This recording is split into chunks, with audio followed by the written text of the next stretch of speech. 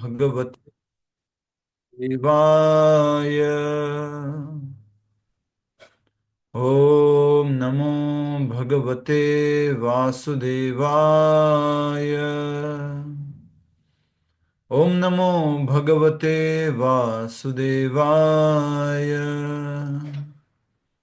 मुखं करोति वाचालं पंगुं लंघयते गिरिं यत्कृपातमहं वन्दे श्रीगुरुदीनतारिणं परमानन्दमाधवं श्रीचैतन्यमीश्वरम्। नारायणं नमस्कृत्यं नरं चैव नरोत्तमं दैवीं सरस्वतीं व्यासं ततो जयमुदीरयेत्। नष्टप्रायेषु भद्रेषु नित्यं भागवत सेवया भगवती उत्तमश्लोके भक्तिर्भवति नैष्ठिकी। हरे कृष्णा कृष्ण कृष्ण हरे हरे, हरे राम राम राम हरे हरे। ये सब आप मंत्र हमारे साथ बोला करें जिससे कि आपका भी अभ्यास हो। नया अध्याय शुरू कर रहे हैं। सॉरी, अध्याय शुरू कर चुके थे हम, उसमें आधा भाग पूरा किए थे, उसके आगे हम अब करेंगे। हमने नंद महाराज की रक्षा और शंखचूड़ का वध ये भी समझ लिया था। और उसका अगला अध्याय 88वां नंबर का, जो कि गोपियों द्वारा वन में भ्रमण करते श्री कृष्ण के गीत गाना, ये भी हम कर चुके थे।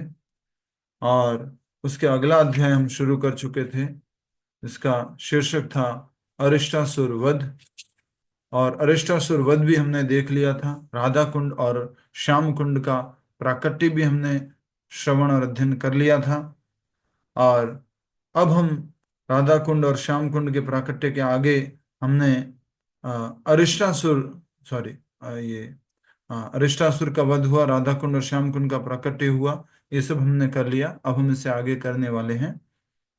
और जैसा कि आप जानते हैं कि रूप गोस्वामी जी ने राधा कुंड के बारे में बहुत ही सुंदर कहा है कि पूरे जगत में भगवान श्री कृष्ण का प्राकट्य स्थल मथुरा बहुत आध्यात्मिक रूप से उन्नति का स्थान है।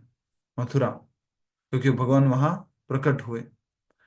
मथुरा से भी ऊपर है वृंदावन, क्योंकि भगवान ने वहां अपने दिव्य लीलाएं की। वृंदावन से भी ऊपर है गोवर्धन, क्योंकि भगवान ने उसको अपनी अंगुली पे उठाया। और गोवर्धन से भी कई कई गुना ऊपर है राधा। राधा।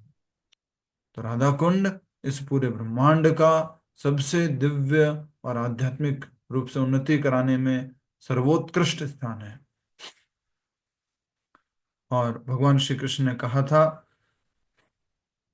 हे राधा, तुम्हारा कुंड मेरे कुंड से भी अधिक विख्यात होगा। और ऐसा है, राइट। भगवान ने पहले ही बोल दिया था। आज राधा कुंड का नाम अधिक आता है, श्याम कुंड का नाम नहीं बोलते हैं, या कृष्ण कुंड का नाम नहीं बोलते हैं।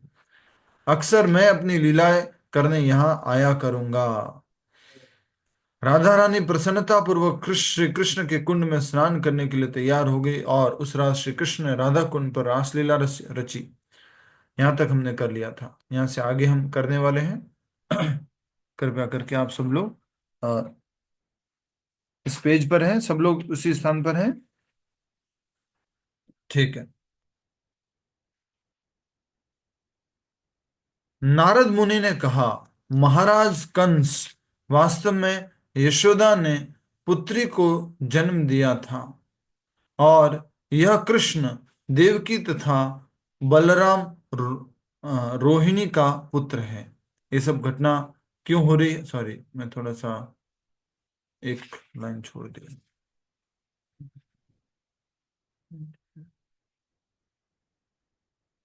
नारद मुनि ये क्यों कर रहे हैं, इसके पीछे भी कारण भी लिखा हुआ है। कोई भी एक जना बताइए आप में से, नारद मुनि ऐसा क्यों कर रहे हैं? क्योंकि वो कंस के पापों का घड़ा भरना चाहते थे। यस, कंस के पापों का घड़ा भरना चाहते थे। इस कारण से उन्होंने कंस के पास गए और कंस को उत्तेजित करके उससे और पाप कराना चाहते थे, जिससे कि उसके पापों का घड़ा भर जाए। जैसे कि आपको मालूम होगा और आगे भी ये कथा में आएगा, जो शिशुपाल था, शिशुपाल ने कितने अपराध किए थे भगवान के प्रति? 100 अपराध किए थे। 100 दो अपराध बार। किए थे। 100 अपराध तक भगवान जो है सहन करते गए थे। उसी प्रकार ये कंस का पापों का गहरा बढ़ने के लिए नारद मुनि बार बार उनको उत्तेजित कर रहे हैं। जब भगवान का अवतरण होना था तब भी ऐसे किया था। बोला था कि हे कंस, तुझे क्या मालूम कि आठवां पुत्र या पुत्री पुत्र कौन सा होगा? हाँ? कमल के फूल की पत्ती के यहां से शुरू करो, 1 2 3 4 5 6 7 8, ये आठवां होता है। यहां से शुरू करो, ये आठवां होता है। यहां से शुरू करो तो ये आठवां होता है। यहां से शुरू करो तो ये आठवां होता है। कैसे मालूम? इस प्रकार से उन्होंने कंस को उत्तेजित किया था, जिससे कि भगवान का प्राकट्य इस जगत में आना और जल्दी हो पाए। अब भगवान आ गए हैं, लीलाएं कर रहे हैं, तो नारद मुनि अब क्या कर रहे हैं देखिए। इस घटना के तुरंत बाद नारद मुनि मथुरा में कंस के पास गए। वे यथाशीघ्र कंस के पापों का घड़ा भरना चाहते थे। नारद मुनि ने कहा, महाराज कंस, वास्तव में यशोदा ने पुत्री को जन्म दिया था, और यह कृष्ण देवकी का तथा बलराम रोहिणी का पुत्र है। मतलब क्या बता दिया कंस को? अच्छा। सच बता दिया। हाँ कंस, 208 208 15 नहीं। सच्चाई बता दिया। माता जी पासवर्ड हमारे पास भी आ गया, 208 208 15। हरे कृष्ण।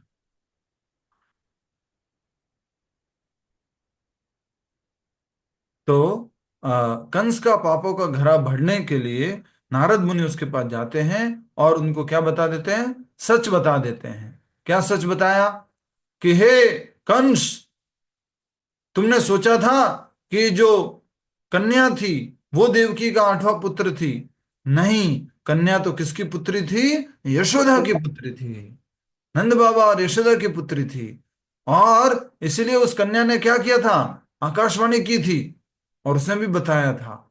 और ये जो बलराम है, ये किनका पुत्र है? रोहिणी का पुत्र है। भयवश वसुदेव ने कृष्ण और प्रभु जी, बलराम। बलराम जी को कब वहां पहुंचाया?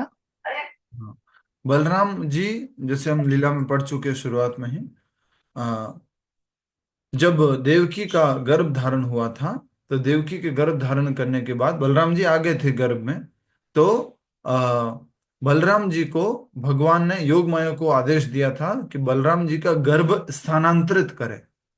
रोहिणी का गर्भ जो है वो आकर्षण का केंद्र बने, और बलराम जी देवकी के गर्भ से रोहिणी के गर्भ में स्थानांतरित किए गए। इसको इसलिए संकर्षण भी कहा गया है, आदि संकर्षण। प्रभुपाद जी कहते हैं law of gravitation is because of Balaram, Sankarshan. Balaram जी है, उसी कारण से ये लॉ ऑफ ग्रेविटेशन है, संकर्षण है। तो इस प्रकार रोहिणी के पुत्र हैं। भयवश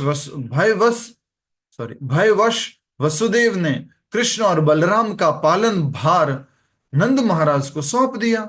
इन्हीं दोनों लड़कों ने तुम्हारे लोगों का वध किया है। ये जो दो लड़के हैं, इन्होंने तुम्हारे सारे जितने भी अरिष्टासुर, व्योमासुर, बकासुर, गधासुर, हाथीसुर, नहीं, ओके, जितने भी सुरों को भेजा है आपने, असुरों को, सबको उनको मार दिया है।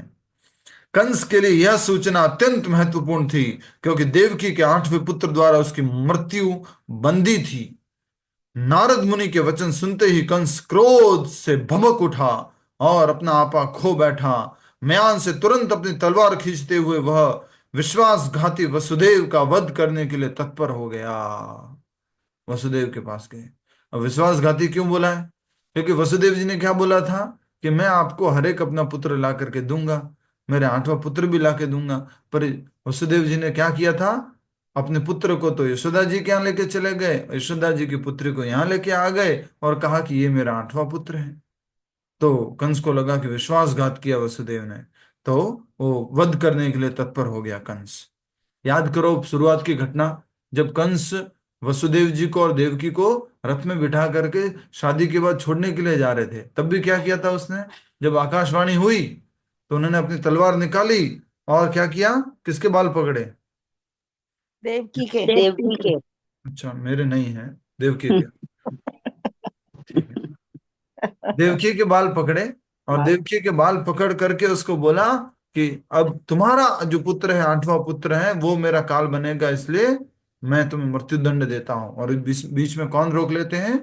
वसुदेव जी। बाकी वहां वासुदेव जी नहीं, वसुदेव, वासुदेव कृष्ण को बोला जाता है।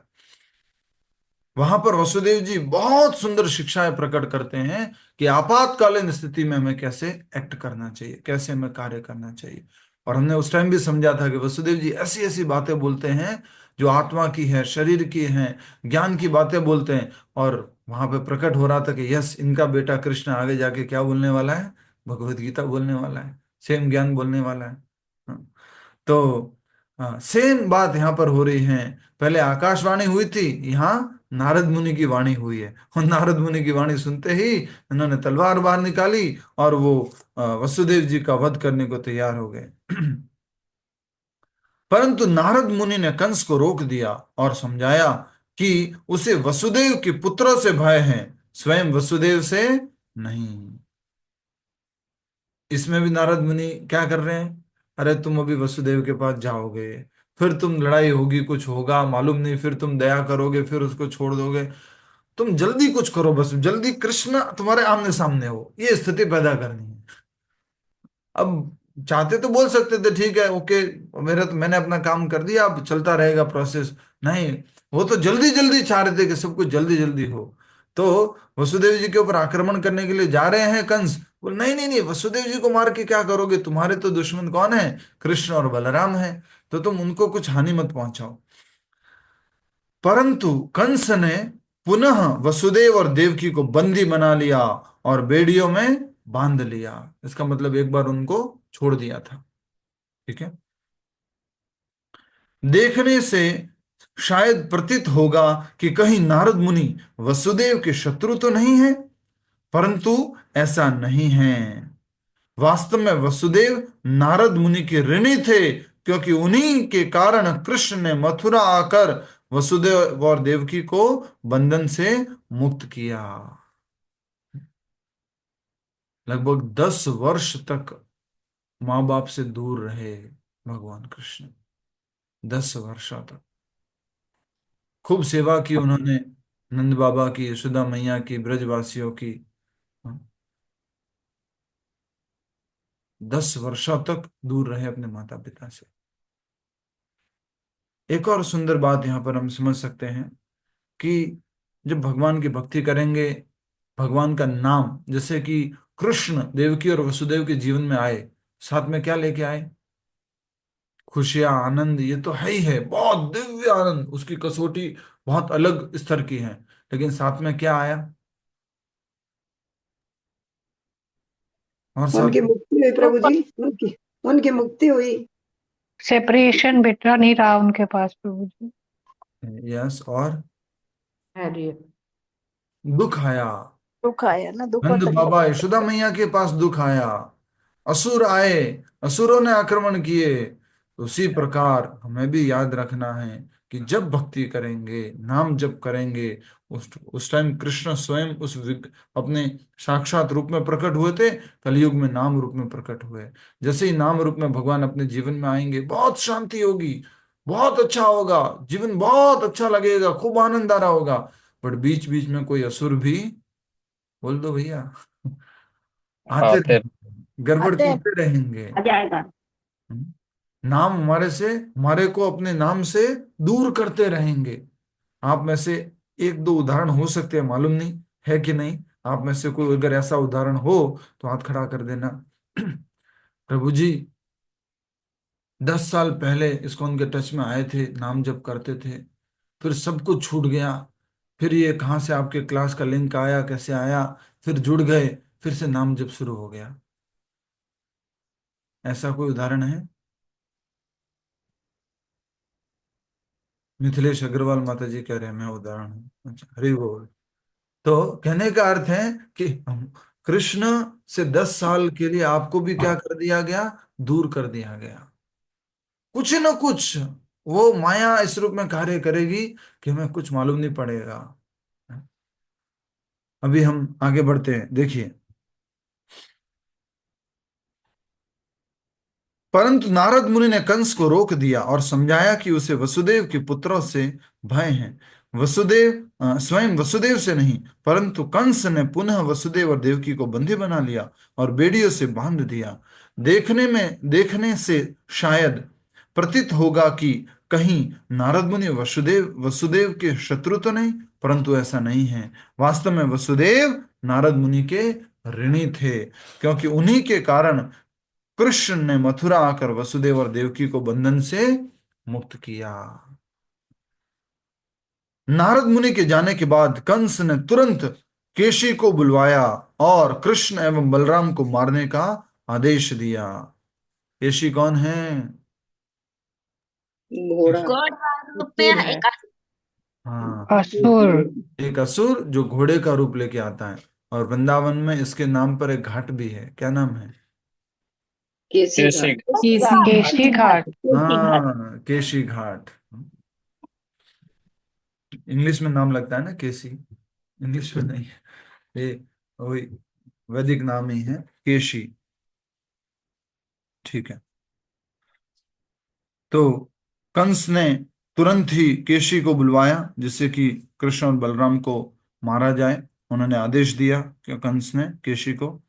तब उसने मुष्टिक, चाणूर, शण, तोशल और अपने हाथी के रखवालों को एक आपातकालीन बैठक के लिए बुलवाया।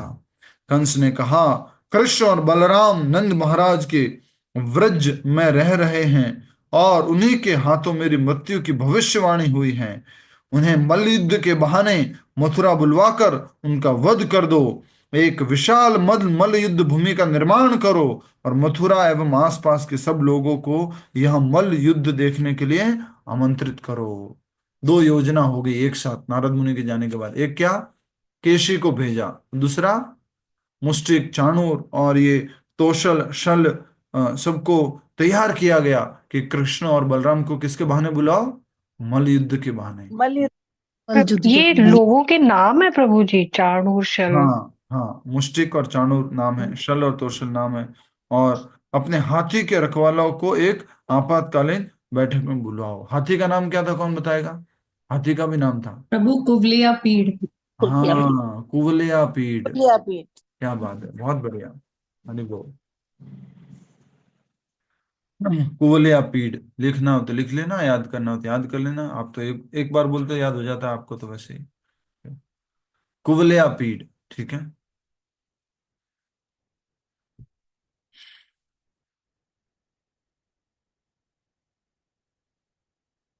एक विशाल मल्ल युद्ध भूमि का निर्माण करो और मथुरा एवं आसपास के सब लोगों को यह मल्ल युद्ध देखने के लिए आमंत्रित करो। अरे महावत, तुम अपने कुवलिया पीड़ हाथी को, अच्छा आगे लिखा हुआ है, हरि बोल। अरे महावत, तुम अपने कुवलिया पीड़ हाथी को रंग भूमि के प्रमुख द्वार पर खड़ा रखना और मैंने उन दोनों शत्रुओं को इसके पैरों तले कुचलवा देना। मेरे उन दोनों शत्रुओं को इसके पैरों तले कुचलवा देना। युद्ध भूमि से आने से पहले ही कृष्ण बलराम को इस कुवलिया पेड़ से कुचलवा देना। चतुर्दशी के दिन धनुष यज्ञ आरंभ करो और भगवान शिव की प्रसन्नता के लिए पशु बलि की व्यवस्था करो। किसको मारने के लिए शिव का यज्ञ कर रहे हैं?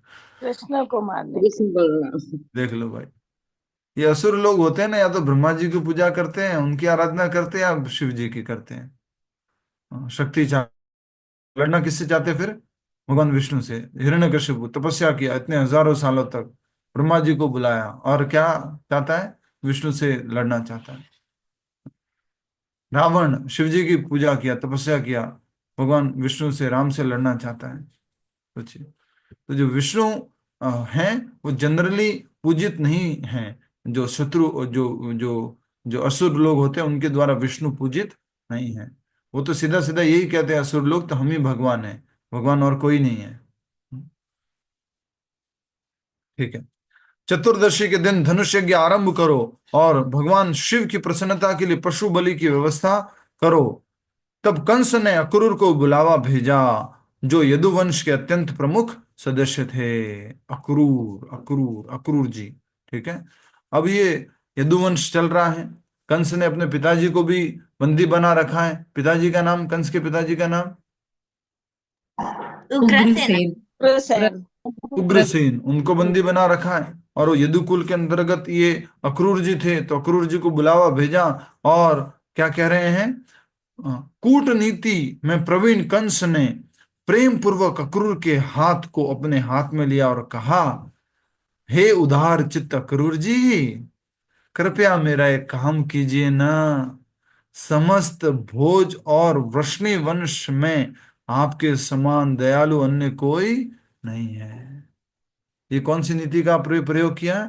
कूटनीति का, चालाकी का।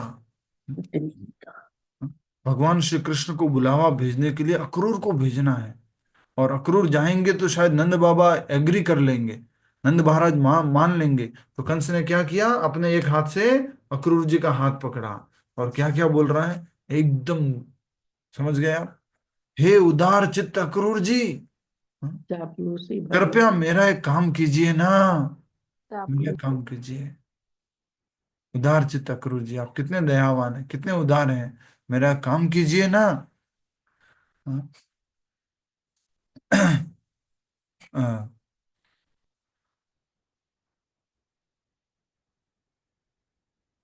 माइक ऑन तो नहीं है, ठीक है। कृपया मेरा एक काम कीजिए ना, अक्रूर जी जो है उनको बोल रहे हैं कंस। समस्त भोज और वृष्णि वंश में आपके समान दयालु अन्य कोई नहीं है, आप बहुत दयालु हैं। अब दयालुता किसके लिए दिखानी है, क्या करने के लिए कृष्ण दयालुता दिखानी है? कृष्ण और बलराम को बुला के लेके आओ, इसलिए उनको मैं मार सकूं। सोचो,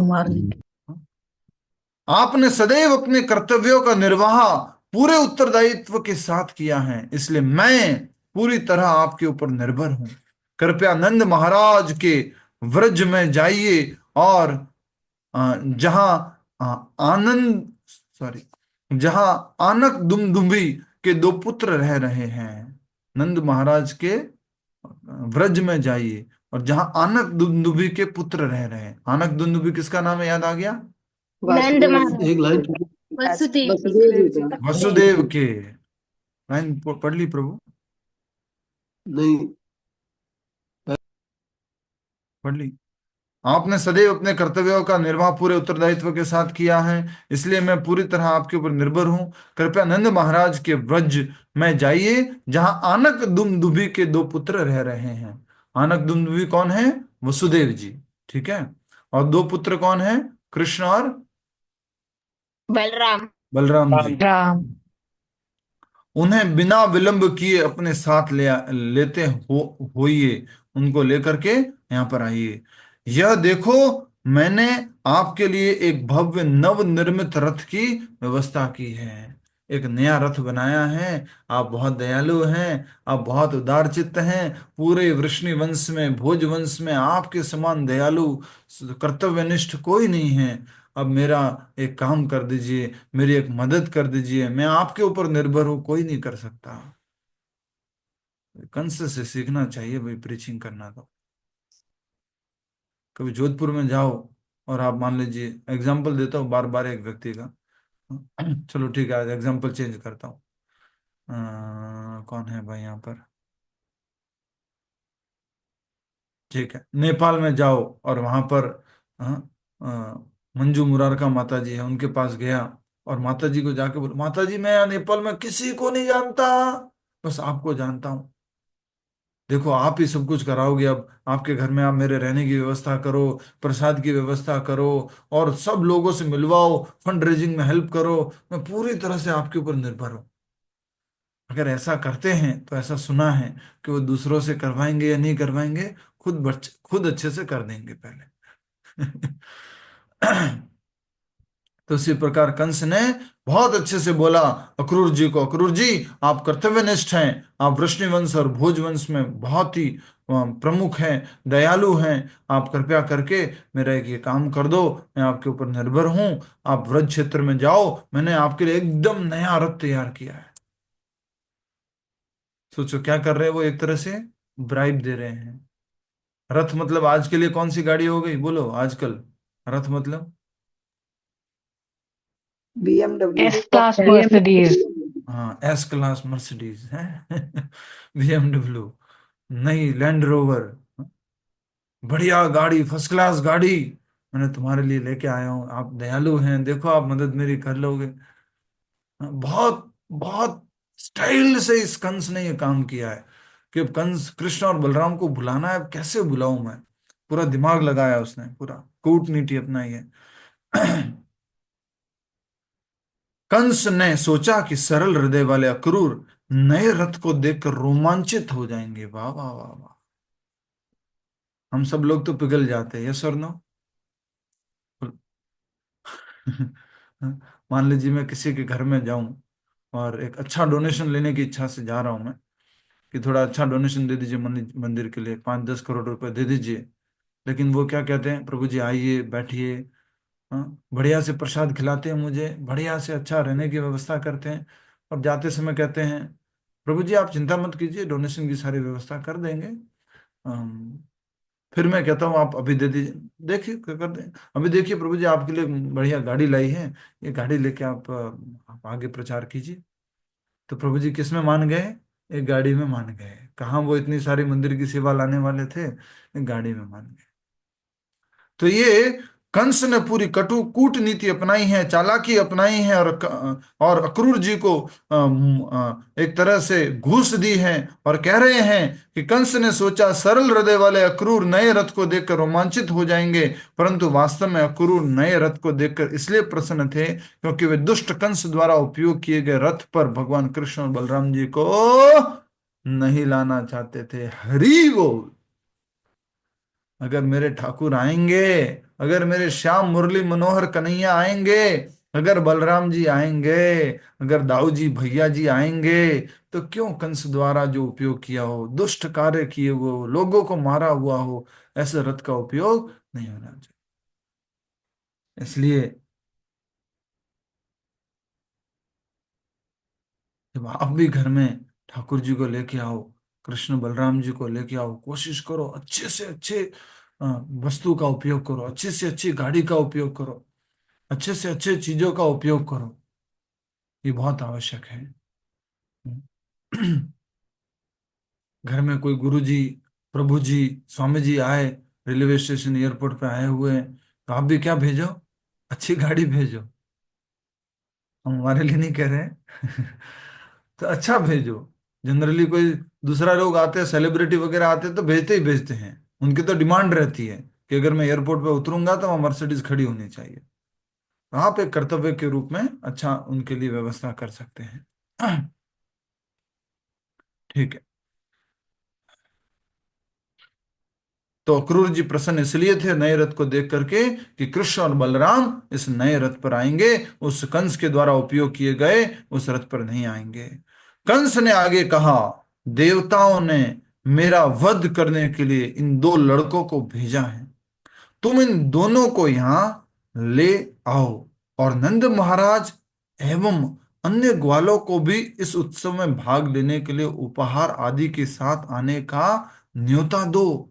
हाँ? जब कृष्ण बलराम यहाँ आएंगे तो मैं अपने शक्तिशाली हाथी के पैरों तले उन्हें रौंदवा दूंगा, और यदि वे वहां से बच गए तो मेरे पहलवान उन्हें मार डालेंगे। इसको बोलते हैं भ्रमित बुद्धि। दोनों बात सुन लीजिए अभी ध्यान से। भ्रमित बुद्धि बुद्धि, कभी कभी जो हमारी बुद्धि खराब हो जाती है, दूषित हो जाती है। हाँ, कंस को ऑलरेडी मालूम है कि उसने किस किस को भेजा था, पूतना को भेजा था। हाँ? उसके बाद किसको भेजा था, शक्तासुर। शक्टासुर को भेजा था। उसके बाद तृणावर घृणावर्त को भेजा था। उसके बाद बकासुर। बकासुर। बकासुर को भेजा था। उसके बाद अगासुर। अगासुर को भेजा था। उसके बाद वत्सासुर। बेतासुर। बेतासुर। वत्सासुर। उसके बाद धेनुकासुर। धेनुकासुर। धेनुकासुर। हाँ, धेनुकासुर। और उसके बाद अभी शक्टासुर को भेजा था ना। धेनुकासुर। केसी। प्रलंबासुर। प्रलंबासुर। और उसके बाद अरिष्टासुर। अरिष्टासुर, जो भी आया था। तो इस प्रकार नहीं से प्रभु, उसके कंस को बाद ऑलरेडी, हाँ विद्याधर सर्प और शंखचू। हाँ, वो कंस ने नहीं भेजे हैं। हाँ वो कंस। यस। तो कंस को ऑलरेडी मालूम था, क्या मालूम था, कि मैंने इतने बड़े बड़े शत्रुओं को, इतने विनाशकारी शक्तिशाली लोगों को भेजा है, लेकिन क्या बुद्धि खराब हो रखी है। जब बुद्धि खराब हो जाती है ना, हम नहीं नहीं मैं करूंगा, मैं कोशिश करूंगा, मैं ये काम करना चाहता हूं, मैं ऐसा करके रहूंगा। मालूम है कि मैं उसका कुछ नहीं बिगाड़ सकता हूं, अभी तो कुछ नहीं बिगाड़ पाया हूं, कुछ नहीं बिगाड़ सकता हूं। कई बार हमारी बुद्धि खराब हो जाती है इसी प्रकार से, और हम क्या करते हैं, नहीं मैं इसका बुरा करके रहूंगा, अभी नहीं किया तो क्या हुआ, बाद में करके रहूंगा, अभी नहीं किया हो तो क्या हुआ, और बाद में करके रहूंगा, इसका बुरा तो करके रहूंगा, इनको रोड पे खड़ा करके रहूंगा, इनको जेल में खड़ा करके रहूंगा। कई बार हमारी बुद्धि भी इस प्रकार से भ्रमित हो जाती है। तो कंस को मालूम था, फिर भी कंस क्या कर रहा है, हाँ अक्रूर जी को भेज रहा है, और बुलावा भेज रहा है कि उनको कृष्ण और बलराम को बुला के लेके आओ। मात्र कृष्ण बलराम को नहीं, नंद बाबा को, और भी व्रजवासियों को, और भी ग्वालों को बुला के लेके आओ। कंस एक तरह से क्या सोच रहा है कि कृष्ण बलराम की मृत्यु नंद बाबा अपनी आंखों से देखे। सोचो, उसकी सोच देखो। और जब वो आए यहां पर, तो कोलिया पीड़ हाथी से दरवाजे के ऊपर ही उनको कुचलवा देना, और अगर वो बच जाए तो मेरे जो पहलवान हैं, कौन कौन, मुष्टिक और चाणूर, उनके हाथों मूल युद्ध में मरवा दो इनको। ऐसा उसने पूरा का पूरा प्लान बोल दिया अक्रूर जी को। देवताओं ने मेरा वध करने के लिए इन 2 लड़कों को भेजा है। क्या देवताओं ने भेजा था इन दोनों लड़कों को? हाँ? तुम इन दोनों को यहां से ले जाओ और नंद महाराज एवं अन्य ग्वालों को भी इस उत्सव में भाग लेने के लिए उपहार आदि के साथ आने का न्योता दो, गिफ्ट देना साथ में। जब कृष्ण बलराम यहां आएंगे तो मैं अपने शक्तिशाली मैं अपने शक्तिशाली हाथी के पैरों तले उन्हें रौंदवा दूंगा, और यदि वे वहां से बच गए तो मेरे पहलवान उन्हें मार डालेंगे। कृष्ण बलराम की मृत्यु के पश्चात मैं वसुदेव और उसके वृष्णि, भोज तथा दशाहर वंश के सब संबंधियों को मौत के घाट उतार दूंगा। सोचो, इसकी कृष्ण बलराम के बाद सबको मार देगा। बुद्धि देखो इसकी क्या हो गई है, मूर्ख एक नंबर का पापी है ये। कृष्ण बलराम को मार दिया, ठीक है, तुम तो सबको मारना चाहते हो, सारे वंश को ही खत्म करना चाहते हो। ऐसे कंस बोल रहा है, मैं अपने पिता उग्रसेन को भी मार दूंगा।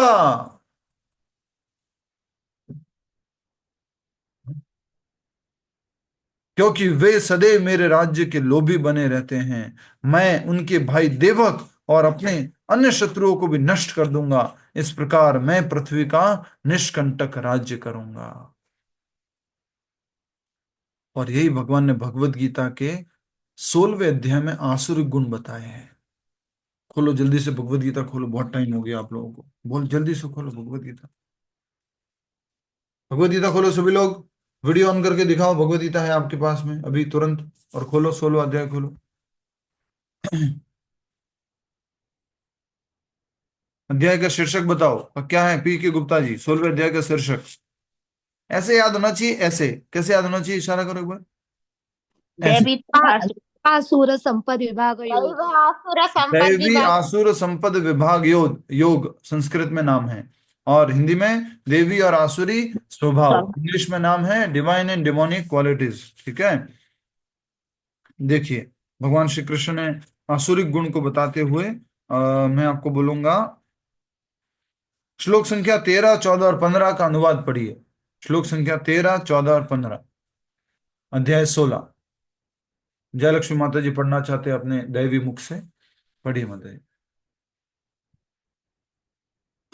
हरे कृष्णा प्रभु जी। आसुरी व्यक्ति सोचता है आज मेरे पास इतना धन है और अपनी योजनाओं से मैं और अधिक धन कमाऊंगा। इस समय मेरे पास इतना है, किंतु भविष्य में यह बढ़कर और अधिक हो जाएगा।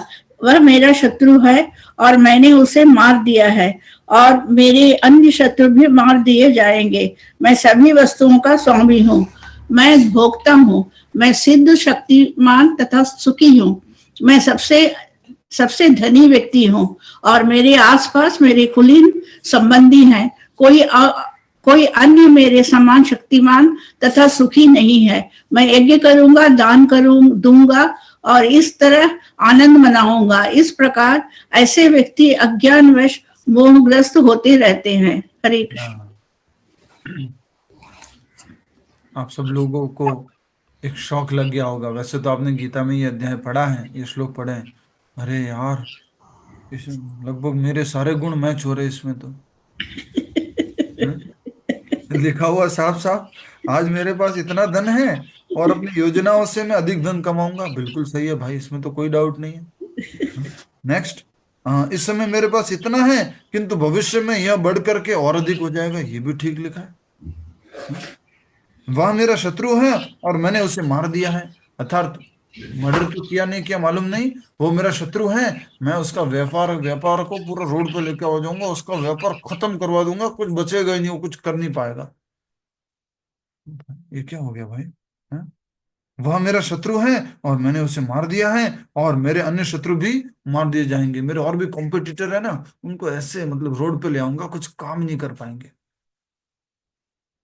ये तो मेरे बारे में लिखा है। ये क्या, मैं असुर हूं? ऐसे हम सब लोग ऐसे ही हैं। मैं ज्यादातर बड़े बड़े बिजनेसमैन लोगों को ये श्लोक पढ़वाता हूँ, देखो क्या लिखा है आपके बारे में। है प्रभु जी, ऐसी बात बिल्कुल पक्की है।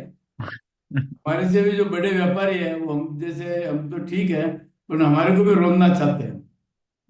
मार्केट से खत्म करना चाहते हैं। हाँ, मैं सभी वस्तुओं का स्वामी हूं, मैं भोगता हूं, मैं राज करूंगा इस बिजनेस में, स्टील इंडस्ट्री का किंग अपुन रहेगा और कोई नहीं।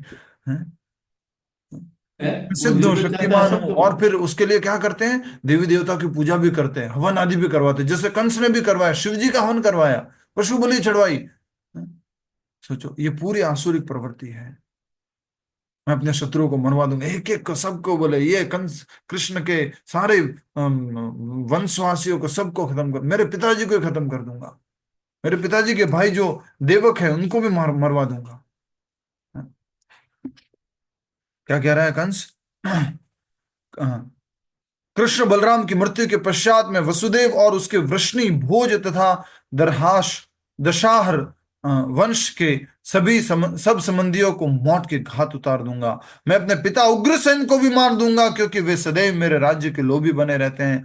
मैं उनके भाई देवक तथा अपने अन्य शत्रुओं को भी नष्ट कर दूंगा। इस प्रकार मैं पृथ्वी पर निष्कंटक राज्य करूंगा, अकेला मैं ही राजा रहूंगा। हे बंधु जरासंध, द्विविद, शंबर, नरक और बाण मेरे परम हितैषी मित्र हैं। इन सब की सहायता से मैं देवताओं की सहायता करने वाले सारे राजाओं को नष्ट कर दूंगा और अंततः पृथ्वी पर शासन करूंगा। मेरी यह योजना को भली भांति समझकर आप तुरंत कृष्ण एवं बलराम को यहां ले आइए। एक प्रकार से अक्रूर जी के हृदय पर क्या गिर रहा है, बोलो? अक्रूर जी के हृदय पर क्या गिर रहा है? एक प्रकार से प्रहार हो रहा है, वज्रपात हो रहा है एक प्रकार से अक्रूर जी के ऊपर।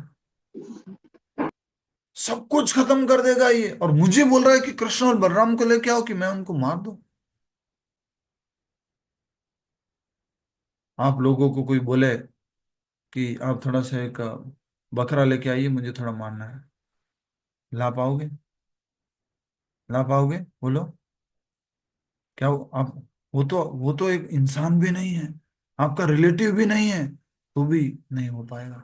अक्रूर जी के ऊपर क्या गुजरी गुजरी होगी, आप सोच भी नहीं सकते हैं। हाँ। इस योजना को भली भांति समझकर आप तुरंत कृष्ण एवं बलराम को यहां ले आइए। श्री अक्रूर ने कहा, महाराज, आपने अपने शत्रुओं को नष्ट करने की बहुत सुंदर योजना बनाई है, परंतु फिर भी व्यक्ति को सफलता और विफलता के में समान रहना चाहिए, क्योंकि अंततः नियति ही प्रत्येक व्यक्ति के प्रयासों को फलीभूत करती है। एक प्रकार से क्या बोल दिया? भविष्य बता दिया।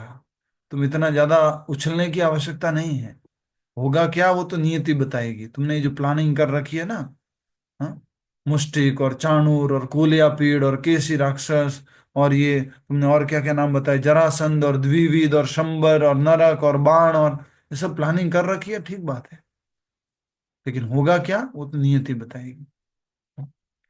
याद करो, इंद्र के केस में इंद्र ने बोला था प्रार्थनाओं में, बहुत सुंदर बात बोली थी, हे भगवान, व्यक्ति की योजनाएं आपके द्वारा सैंक्शन होती है, आपके द्वारा उनको अनुमति मिलती है।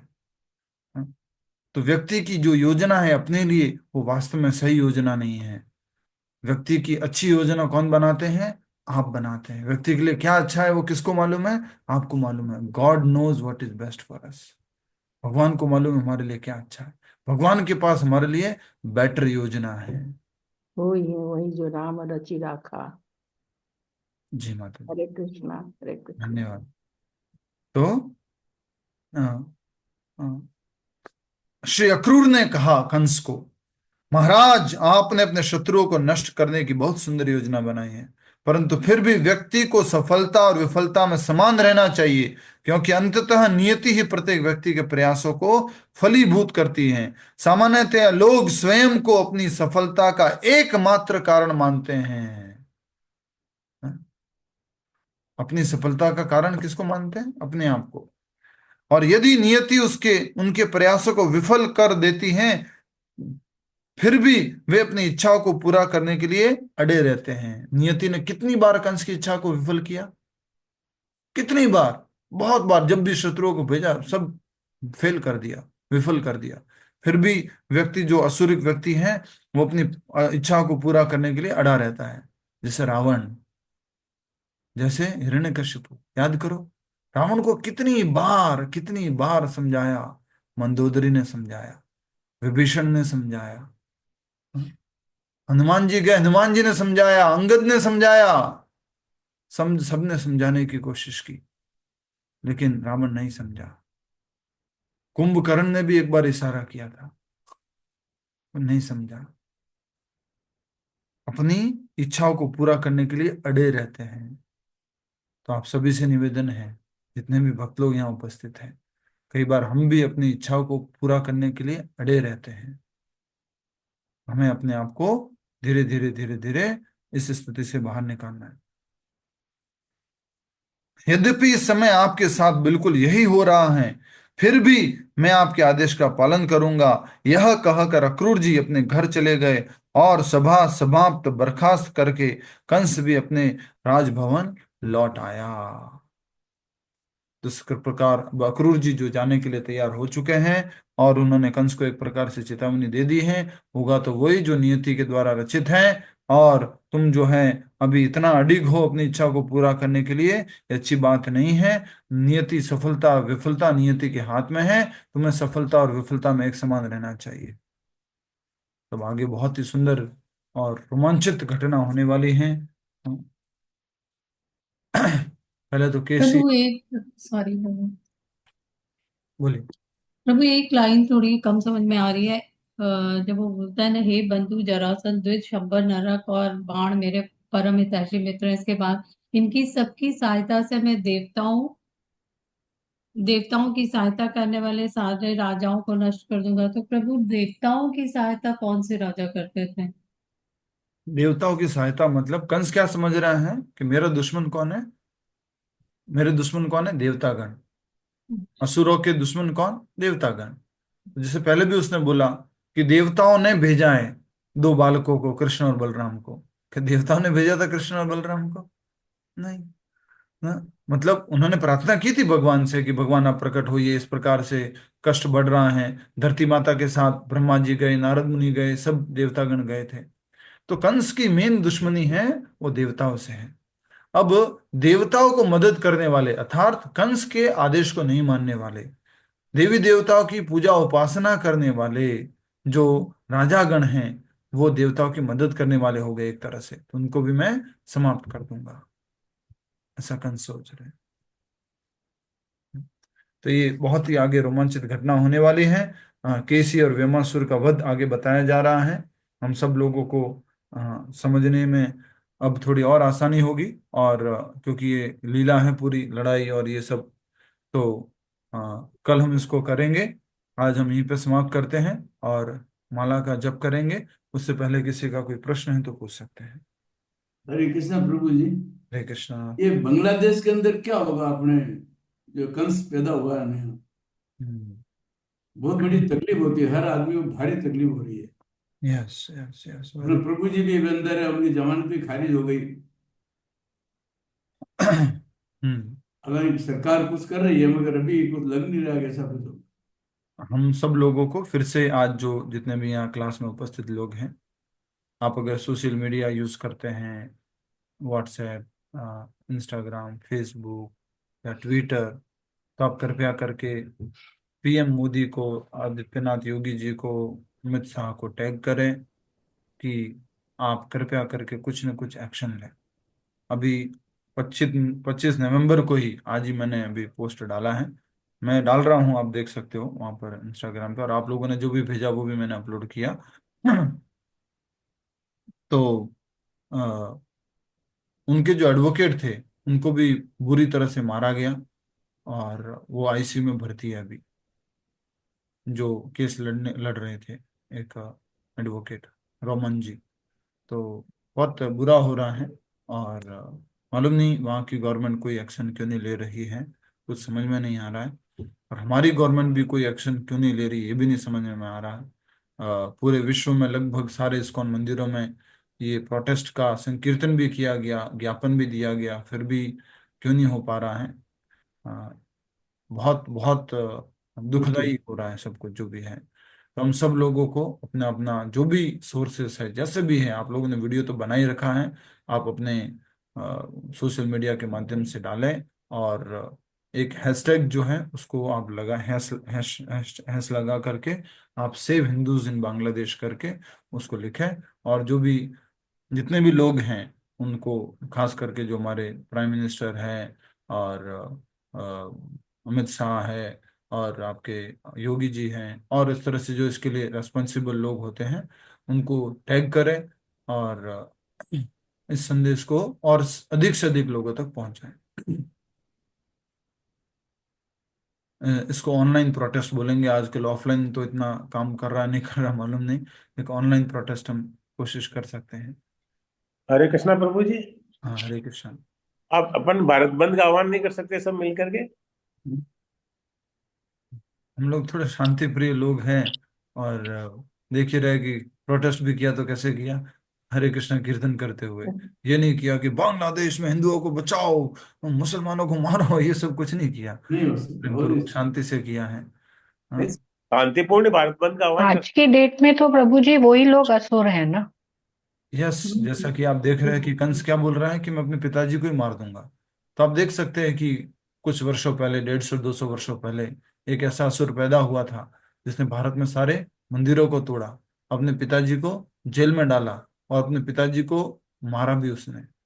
भूखे मारे हाँ। औरंगजेब। तो इस तरह से असुर है इस जगत में। प्रभु जी, ये ट्रम्प जब आ जाएगा ना 20 तारीख को जनवरी में, तब सब इस सही हो बात से जाएगा। होने की उम्मीद है।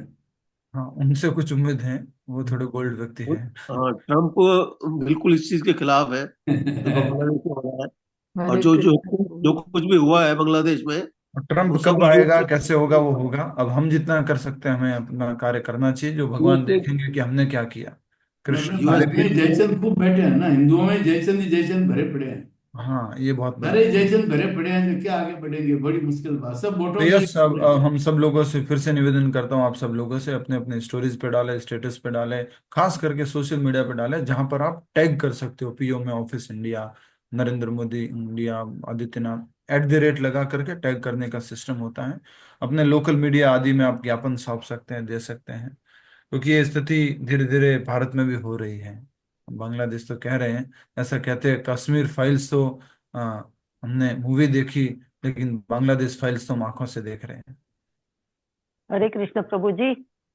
जनवरी तक का जेल में रखेंगे, और वहाँ स्कूल वाले ने वहाँ को सबको पानी का तिलक लगाने को बोला है, और कंठी को पहनो, लंबी करके छुपा के पहनो, ऐसा बोल दिया है। अब और भक्तों ने सब लोग यहाँ ऐसे तक ही बोल करते दिया हैं कि अभी। वो आप वहां पे तिलक मत लगाओ, कंठी मत पहनो, आज तक में आया और था। कपड़े वो जो आप है सिंपल पहनो, जिससे कि वो लोग आपको पहचान पहचान कर आपके ऊपर अटैक ना करें।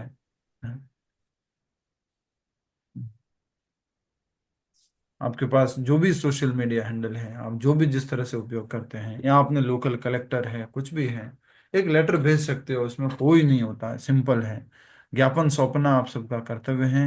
न्यूज़पेपर के साथ में, किसी के साथ में आप ज्ञापन सौंपें, एक अपने लोकल कलेक्टर को, जो भी अधिकारी गण होते हैं उनको आप आ, इस तरह से भेज सकते हैं। आ, ठीक है, तो इस प्रकार ये कोशिश कीजिए। और हम नहीं चाहते किसी का, कोई भक्त का नुकसान हो, कोई भक्त अपना जीवन छोड़े। आखिरकार तो भगवान की ही जो इच्छा होती है वही होता है, लेकिन लेकिन हमें अपना आस्था प्रयास हरे करना कृष्णा चाहिए। प्रभु जी, आस्था को ठेस लगती है कि इतने भक्त, इतने पूजा करने वाले, पाठ करने वाले, नाम यस इतना। माता जी, भगवान अवतार लेते हैं। यदा यदा ही धर्म से ग्लानिर्भवति भारत, अपने सुशील जी ने भी वीडियो बनाया था इस तरह से कि भगवान आप असुरों का नाश करने के लिए प्रकट होते हैं। बहुत सारे ऐसे असुर हैं जो बहुत परेशान कर रहे हैं भक्तों को, प्रतिकूल परिस्थिति में वो प्रचार कर रहे हैं। हम खुद ही बांग्लादेश गए थे, तो हम तो आराम से यात्रा करके आ गए, 10 दिन वहां पे थे, लेकिन उसके बाद तो बहुत खराब हुआ। तो यस, प्रयास करना है, सनातन संस्कृति को बचाना है। आप सब लोग कोशिश कीजिए। उस दिन मैंने 70 लोगों को बोला था, लेकिन ओनली टोटल मिला के 22 या 25 लोगों का वीडियो आया था। आप भी छोटा सा एक वीडियो बना करके भेजिए अपने सोशल मीडिया अकाउंट पे। सबके पास फेसबुक है, सबके पास सोशल मीडिया अकाउंट है, यूट्यूब है, सब लोग आप इस तरह से कर सकते हैं। और साथ ही साथ अपने व्हाट्सएप पे सबको शेयर करें। और जो लोकल अथॉरिटीज हैं उनको आप ज्ञापन सौंपे, एक एप्लीकेशन लिख के दें कि हम चाहते हैं कि सरकार इसके खिलाफ कुछ न कुछ कार्रवाई करे। ये आपका एक लेटर है, सिंपल। हम राज्य सरकार, हम केंद्र सरकार से अपील करते हैं, निवेदन करते हैं कि बांग्लादेश में हो रही घटना के खिलाफ आप शीघ्रातिशीघ्र कुछ न कुछ कार्रवाई करें। बांग्लादेश में हो रहे घटनाओं के खिलाफ केंद्र सरकार और राज्य सरकार से निवेदन है कि आप शीघ्रातिशीघ्र कुछ न कुछ कार्रवाई करें। ठीक है, आइए हम माला जप करते हैं। वकील को भी तो इतनी बुरी तरह पीटा है कि वो भी आईसीयू में है। उनके ऑफिस यस। को भी तहस नहस कर दिया। अब कोई भी वकील जो है केस लड़ने के लिए आगे नहीं आ रहे। ठीक है। हाँ जी प्रभु। आपने ये क्यों लिखा, we want to go to Bangladesh? किसने लिखा है? ओके, रिकॉर्डिंग ऑफ कर दीजिए। धन्यवाद। हरे कृष्ण। चाहिए भौतिक इच्छाओं का तो ठीक है प्रभु, अगर वो आध्यात्मिक इच्छाएं हैं तो उसके लिए तो अडिग होना चाहिए ना। भौतिक इच्छाओं को लेकर के हम ज्यादातर कौन सी इच्छा को लेकर के अडिग हैं? भौतिक। देखो, सीधा सीधा समझो इस बात को, जहां पर मैं और मेरा आ गया ना, वो इच्छा गड़बड़ है। मेरा ये होना चाहिए, मेरा नाम होना चाहिए, मेरा ये होना चाहिए, मुझे ये मिलना चाहिए, वो इच्छा पे अडिग है तो गड़बड़ है। ठीक है। नमो विष्णु